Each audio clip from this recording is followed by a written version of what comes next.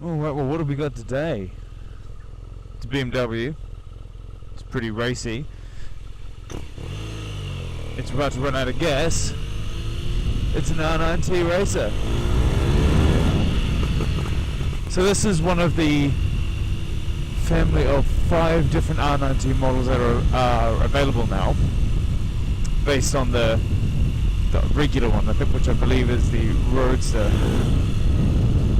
This is the Racer, as I said, and it's pretty much, they've all got the same engine and powertrain. So it's got the 1200cc flat twin. Oh, for fuck's sake. It's good for about 120 horsepower and 110 newton meters. I could be totally wrong on that. That's just what it feels like, what I think. The Racer is...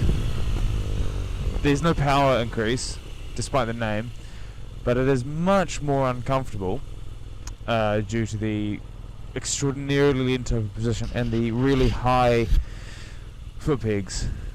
So I'm 6 foot and my legs are a little cramped. Nothing too drastic, but it's definitely not a comfortable bike, especially coming off the other ones. Like there's the Roadster, obviously the standard R90 that everyone knows and loves. The Pure, which is completely stripped back, designed for custom builders and that sort of thing.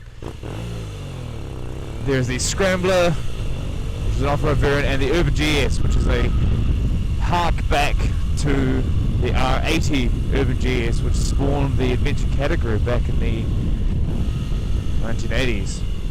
So that's pretty cool.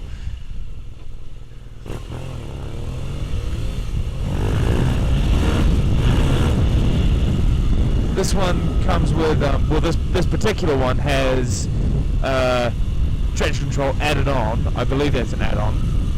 You can take it, have it with it off. ABS is standard, all switchable, which is nice. So that's what that little symbol means, is I've turned the traction control off. The other one behind the speedo means I'm about to run out of gas, as does that thing. The other bikes don't have a rev gauge as standard, from what I've seen and what I've ridden. This one does, which is really nice, because often you find yourself, revving at about what I now know is about 5,000 or 6,000, and you think this must be about all it's got to give, and then you think, oh, I'll just have a quick little look, give it a bit more revs, and all the power comes in right up there. It's almost like a Japanese bike in that respect. It's quite amazing, and that's when it really starts getting a bit scary, actually, if I'm honest, because they're fast bikes. They don't really look like it, but they are. Well, this one does, but it's all racy. Another thing that's really impressive is the exhaust. This is the stock exhaust pipe, and it sounds amazing. It's got all the pops and crackles you really need. It's loud enough. It's a bit farty, but I mean, for a stock exhaust you can get a whole lot worse. Especially, and it's Euro 4, so I think BMW have done a bloody good job, actually. So what else can I say about it? What's it like to ride? Well, the powertrain is beautiful. It's an extraordinarily well-refined powertrain now.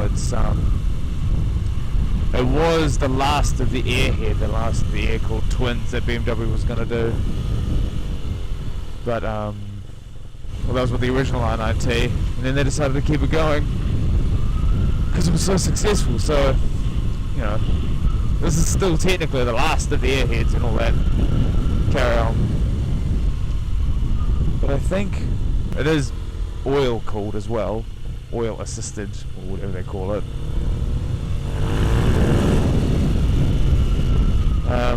Which doesn't really help. I mean, it's sitting at 88 degrees of it just kind of riding around town. It'll get up to 100, the highest I've seen before I panicked and switched the engine off was 130 degrees Celsius. That is hot. I'm not quite sure if oil cooling is the right way to go, but I'm not an engineer. I've mentioned its rather hideous comfort. powertrain is nice and smooth. The clutch is hydraulic, so that's really nice.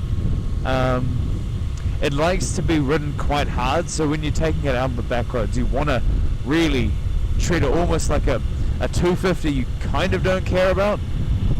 Not, you know, don't be stupid, because it's still an incredibly powerful, fast motorbike, but, you know, when you're going through the corners, give it the aggressive downshifts, and don't be afraid to clutchless shift the gearbox. It sort of likes it.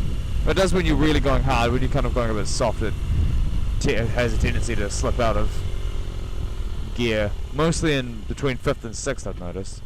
And when you're going around town, I mean, just use the clutch. It's a really nice clutch. Can I get through there? No, I probably shouldn't. But the last thing about this, and probably the biggest selling point, because you can get the engine and, you know, all the other R90 stuff and the older R1200 GSs and whatnot, but the biggest thing about this bike is the looks. And, oh, it looks so good. It's got this beautiful old school cafe racer styling, which is completely non-functional. Well, I mean, it's functional, which doesn't work very well for its function. It's got, you can see the cylinder there. This one has the optional LED indicators. It's got these colours, hope you can see that. I'll show some better footage as well. Mirrors are okay. They take a bit of tweaking to get right, but far from bad. I think if I were to choose an R9T to take home forever, I don't think it would be this one, because it's an R9T. They're so good because they're so versatile. You can use them for anything. They've got the power and the torque to be a good back road machine, but they're also comfortable, and you can get them with heated grips. This one actually does have heated grips, but it's the middle of summer, so I'm not going to be doing that. I wouldn't even be surprised if you can get them with cruise control now. I haven't seen one, but it wouldn't surprise me. But the Racer, it looks wicked, but it just doesn't have that versatility the other R90 variants do. Even the Scrambler and the Urban GS, well, they're obviously more kind of, the Urban GS is more showy, similar to this, but on the off-road sort of side of things. The Scrambler's super comfy, Rose is great, Pure's obviously fine, it just has no, it's totally stripped back, so there's no electronics, no real creature comforts, apart from ABS. That said though, I mean, who wouldn't say no to this? If someone said, here, take an R90 Racer home for the weekend, are you going to say no? Of course not. You're going to say, hell yes. Where do I sign? Going this way because I need to pick up a new router power cable, which is the most thrilling of things to buy. And I hate going around here. It's so busy.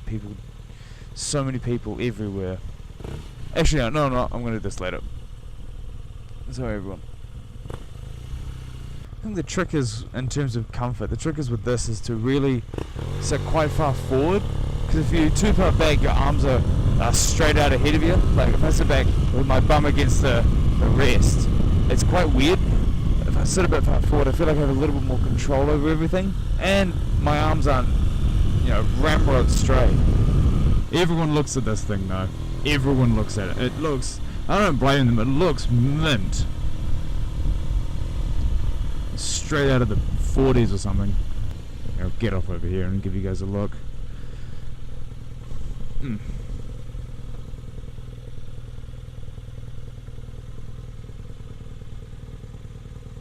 One thing, the gearbox is quite vague. We'll talk more about that later. For now, I'm turning it off so the engine doesn't overheat.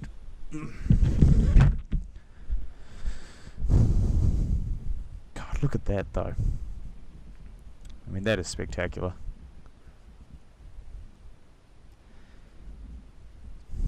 Got the dual disc at the front with Brembo calipers, shaft drive, single swing arm, covered by that stock exhaust, which sounds really good. BMW badging everywhere. Oh, it's so nice. See the little oil cooler at the front, which does approximately nothing, but there we go. She's a looker. Obviously it's got fuel injection, all that. think it's coffee time. Well, better way to spend your summer day than have a coffee. One thing that is quite weird about this is that when you're going for it, the engine will kind of hold the revs for a little bit. Maybe it's because I'm used to Japanese 4s which rev like clockwork and all the time. But this will...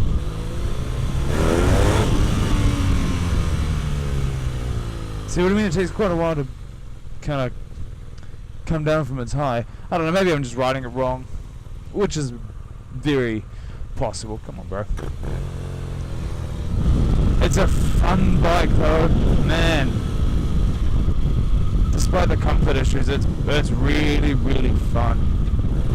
That clutch is so nice too. It's really smooth, really easy to pull in.